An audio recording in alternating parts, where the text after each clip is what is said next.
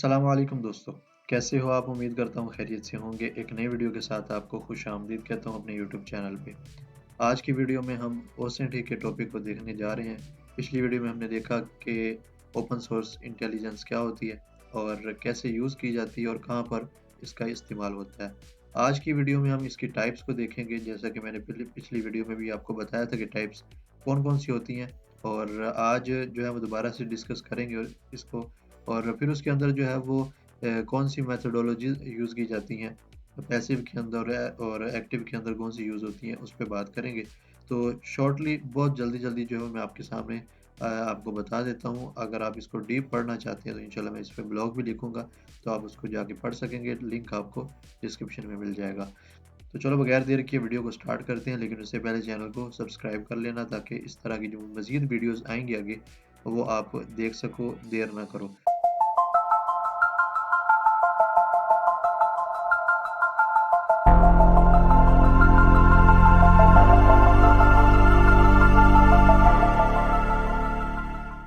तो आप स्क्रीन पे देख रहे होंगे, आपको नज़र आ रहा होगा मेरे सामने जो पहली टाइप लिखी हुई है ओपन सोर्स इंटेलिजेंस की, वो है पैसिव ओसेंट के नाम से।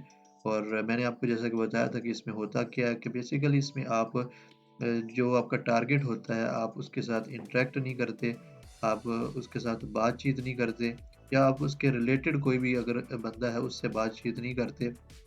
बगैर इंटरैक्ट किए हुए ओपनली जो पब्लिकली आपको इन्फॉर्मेशन मिलती है अपने टारगेट के रिलेटेड वेबसाइट पे, मुख्तलिफ सोशल मीडिया प्लेटफॉर्म पे उसके पोस्ट से जो है वो आप इन्फॉर्मेशन को गैदर करते हो, तो इसको हम पैसिव ओपन सोर्स इंटेलिजेंस कहते हैं। इसमें जो है वो सबसे पहले जो मेथडोलॉजी यूज़ होती है, जो जिसमें आप इन्फॉर्मेशन जो है वो गैदर करते हो, वो है सोशल मीडिया एनालिसिस। आपका एक टारगेट है और आप उसके बारे में इंफॉर्मेशन गैदर करना चाहते हो, उसकी लोकेशन के बारे में, वो कहाँ जाता है, किससे बात करता है और वो पब्लिकली वो कैसा है, एक पब्लिक फिगर है या नहीं है। इस तरह की इंफॉर्मेशन जो है वो आप हासिल करोगे सोशल मीडिया एनालिसिस के ज़रिए, तो ये आपको पैसिव ओसेंट के अंदर मिल जाती है। उसके बाद आ जाता है डोमेन नेम एनालिसिस। ये भी एक मेथोडोलॉजी, आपके पास कोई डोमेन है या आपके पास कोई आईपी एड्रेस है, तो आप उसके रिलेटेड इंफॉर्मेशन इकट्ठी करोगे कि वो उसका सर्वर नेम क्या है और वो कब डोमेन जो है वो बाय की गई या कब पब्लिश की गई, कब उसको जो है वो एक्टिव किया गया, उसकी रजिस्ट्रेशन कब हुई, उसका जो वेंडर है वो कौन है और रजिस्ट्रेशन रिकॉर्ड्स जो है वो आप उसका चेक करोगे, उसकी एक्टिविटीज़ चेक करोगे। ये सारी की सारी इन्फॉर्मेशन जो है वो आपको डोमेन नेम एनालिसिस में मिल जाएँगी। ये भी पैसिव ओसेट में आ जाता है। उसके बाद आ जाता है गूगल डॉकिंग। अब गूगल डॉकिंग क्या होती है? ये बेसिकली आप अगर आप गूगल खोलते हो, तो आप गूगल में सिंपली सर्च करते हो कि what is the capital of Pakistan, ठीक है? ये आपको सिंपल सर्च में जो है वो मिल जाएगा। अब आप एक बंदे का नाम ढूँढने जा रहे हो, तो अगर आप उस बंदे का नाम सिंपली लिख दोगे तो आपके सामने बहुत सारी चीज़ें निकल आएँगी। लेकिन अगर आप गूगल डॉकिंग के ज़रिए किसी बंदे का नाम लेना चाहते हो या कोई ऐसी वेबसाइट है जो पब्लिकली आपको नहीं मिल रही, आप उसको सर्च करते जा रहे हो, उसका नाम सर्च कर रहे हो, वो आपको नहीं मिल रही, तो आप गूगल डॉकिंग के ज़रिए आप स्पेसिफ़िकली उस वेबसाइट के अंदर पेजेज़ भी होंगे, वो भी आप निकाल लोगे। बहुत सिंपली अब ये गूगल डॉकिंग होती क्या है, इस पे हम इंशाल्लाह आने वाली वीडियोज़ में बात करेंगे, एक अलग से वीडियो बनाएँगे। कौन-कौन से डॉक्स जो हैं वो आप यूज़ कर सकते हो, आपके लिए हेल्पफुल होंगे। अगर आप ये सीख लेते हो, तो आप गूगल के मास्टर बन सकते हो। उसके बाद जो है वो आ जाता है हमारे पास ईमेल एड्रेस एनालिसिस। अब आपके पास एक ईमेल है, आप उस ईमेल से इन्फॉर्मेशन गैदर करना चाहते हो, तो बहुत सारे टूल हैं, आपको ऑनलाइन टूल्स मिल जाएँगे, आपको वेबसाइट्स मिल जाएँगी, यहाँ से आप एक ईमेल एड्रेस को लेकर उसके रिलेटेड जितनी भी इंफॉर्मेशन है, वो कहाँ-कहाँ पर रजिस्टर है वो ईमेल, कौन-कौन सी वेबसाइट पे वो ईमेल यूज़ की गई है, वो सारी की सारी इंफॉर्मेशन आपको मिल जाएगी। आपको ये भी पता लग जाएगा कि वो ईमेल ब्रीच हुई है या अभी तक वो बिल्कुल सिक्योर है। ये सारी इन्फॉर्मेशन जो है वो आप पैसिव ओसेंट में ले लेते हो।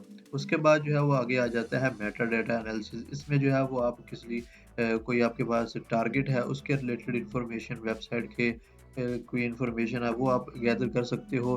फाइल्स जो हैं वो आप मुख्तलिफ आर्टिकल्स जो अपलोड किए गए होंगे, उन आर्टिकल्स को जो है वो आप गैदर कर सकते हो। उनमें से इन्फॉर्मेशन जो है बगैर किसी से बातचीत किए आप इसमें ले सकते हो।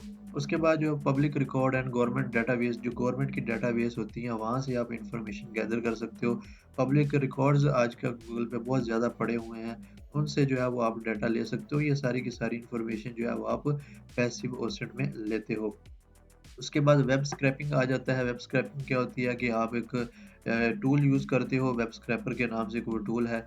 आप एक वेबसाइट के अंदर जितना भी उस वेबसाइट का डाटा है, उस वेबसाइट के अंदर कंटेंट है, उस सारे को जो है वो आप स्क्रैप करके अलग से बगैर किसी के साथ इंटरैक्ट किए उससे स्क्रैप कर सकते हो। उसके जो सर्वर्स की इंफॉर्मेशन है वो गैदर कर सकते हो, वो किस तरह काम करती है, कौन-कौन सी टेक्नोलॉजी उसमें यूज़ हुई है। ए टू ज़ी जो है वो आपके पास सारी उस वेबसाइट की इन्फॉर्मेशन आ जाती है। तो ये भी हमारे पास बगैर किसी से इंटरैक्ट किए हुए हम ये ओसेंट करते हैं, ये ओपन सोर्स इंटेलिजेंस को यूज़ करते हैं, तो इसलिए हम इसको पैसिव ओसेंट में शुमार करेंगे। उसके बाद जो है वो हमारे पास आ जाता है ओसेंट फ्रेमवर्क, एक टूल है हमारे पास, बहुत बढ़िया टूल है, इसमें आपको काफ़ी सारी चीज़ें मिल जाएँगी। अगर मैं आपको यहाँ पे दिखाऊँ, ओसेंट फ्रेमवर्क आप सर्च करेंगे, तो आपको पहली ही वेबसाइट जो है ये मिल जाएगी। आपने सिंपली इस पे क्लिक करना है। क्लिक करने के बाद जो है वो आपके पास इस तरह का एक पेज ओपन हो जाएगा। ये देखिए काफ़ी सारे टूल्स जो हैं वो आपको इसमें मिल जाएँगे।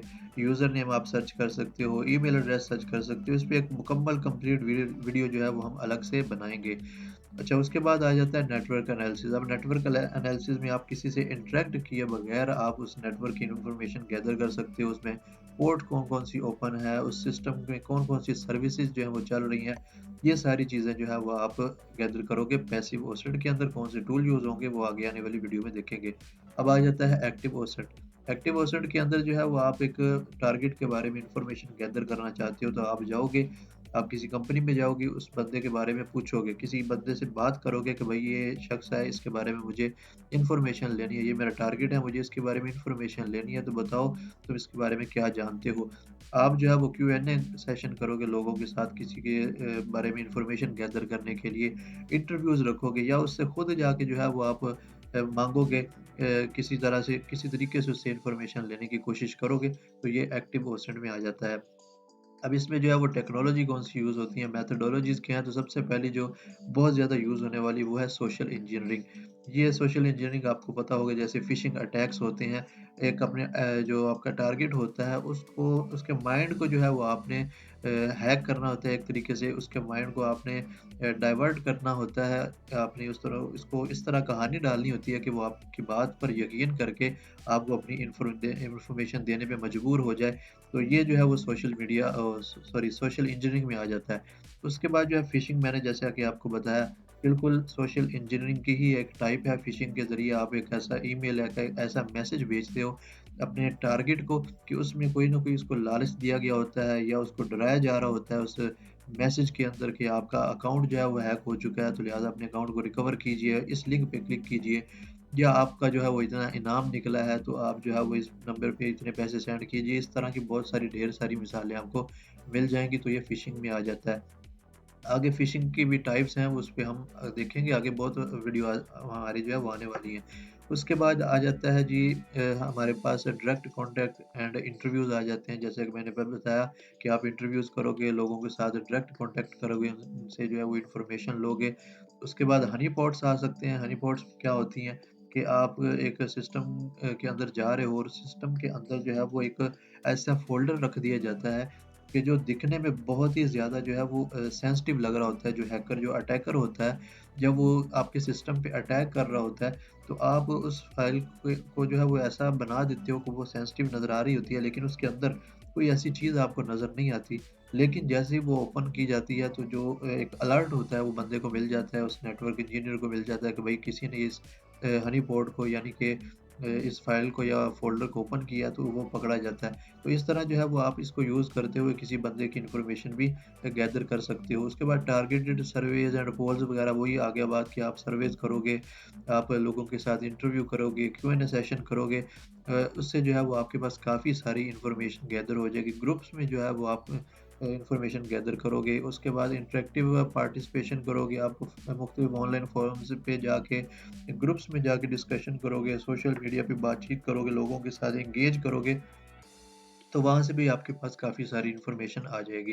अच्छा, उसके बाद आ जाता है आपके पास स्कैनिंग। अब यहाँ पे जो है वो आपने जब स्कैन करना है तो वो आपका स्कैन जो होगा वो वेबसाइट पे जाएगा, उसके साथ इंटरैक्ट करेगा, तो ये जो है वो हमारा सारा एक्टिव ओसेंट में आ जाता है। तो ये सारी टाइप्स जो है वो मैंने आपको बताई कि कौन-कौन सी मेथोडोलॉजीज़ हैं, कैसे इसको गैदर करते हैं इन्फॉर्मेशन को ओसेंट के अंदर, कौन-कौन सी टाइप्स हैं, वो सारी की सारी चीज़ें हमने आज की वीडियो में क्लियर की हैं और इसमें काफ़ी सारे पॉइंट्स जो हैं वो जिन पे एक पूरी-पूरी सीरीज़ बन सकती है, पूरा-पूरा एक लेक्चर बन सकता है, वो इंशाल्लाह आने वाली वीडियोज़ में हम देखेंगे एक-एक करके। तो आज की वीडियो से इतना ही और उम्मीद करूँगा कि आपको कुछ सीखने को मिला होगा, आपने काफ़ी कुछ सीखा होगा मेरी इस वीडियो से, तो इस वीडियो को कीजिएगा लाइक और शेयर कीजिएगा, चैनल को सब्सक्राइब करना मत भूलिएगा। अगली वीडियो में मुलाकात होगी, अपना ख़्याल रखें। अल्लाह हाफ़िज़।